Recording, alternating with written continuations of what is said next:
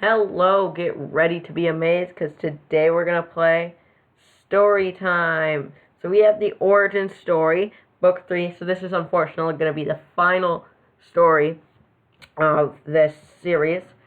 So, yep. Thank you guys for watching. Please hit the like and subscribe button. I know you hear this a lot, but it honestly really does help, and you can always unsubscribe, and it's free, so there's no reason not to. So let's start this. So where we left off, Peachy had just run away from Joe, saying she never wants to see him again. And Joe challenged D-Bob and D-Bob's entire army to a duel. So, Joe was there, standing with a giant army in front of him. How was he ever going to defeat all of them? He then threw his halo like a frisbee right down the middle, and it destroyed many of the Bobs. But there was still a lot of Bobs left that he still hadn't defeated. A large group of eviler Bobs went up to Joe, and since Joe didn't have his halo back, what could he do to fight them? He thought, well, I recognize these. Oh wait, they must be the wolves. So he used the same tactic he used on the wolves. He ran in circles and made them run into each other, which caused a big collision, and they all ended up dying. But evil Little Bobs weren't the only Bobs in the army.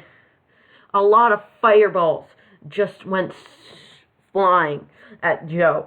But luckily, by this time, Joe's halo had returned because it was like a boomerang.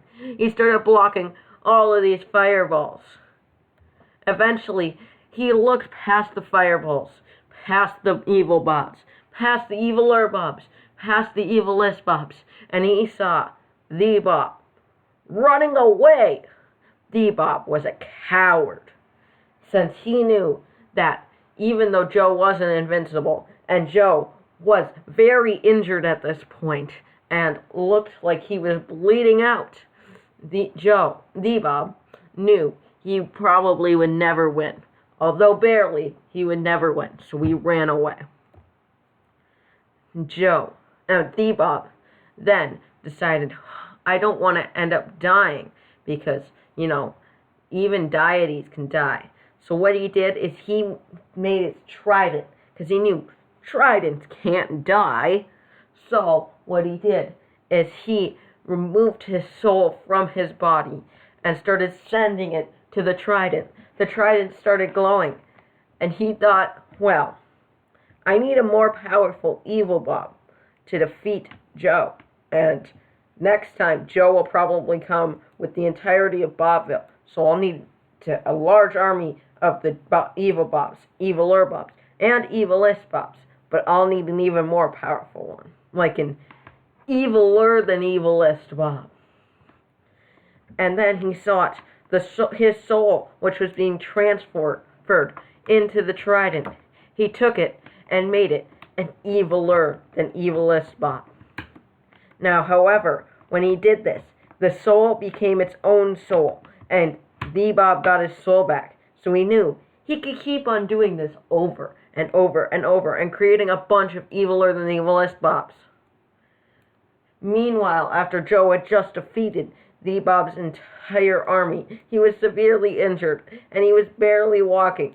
But he was walking through the forest, and he ran into his spy.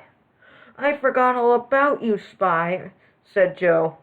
But the spy was okay with that, since he knew he literally just fought off an entire army. The spy told Joe about how the Bob made his trident into his life force. And Joe decided to do the same thing. But I don't have a trident. So he did it with his most powerful weapon, his halo. His halo started glowing. Joe's soul started flying into the halo. And even though his soul was nice, if he created it into its own soul, it would still become an eviler than evilest Bob. So he decided not to do that.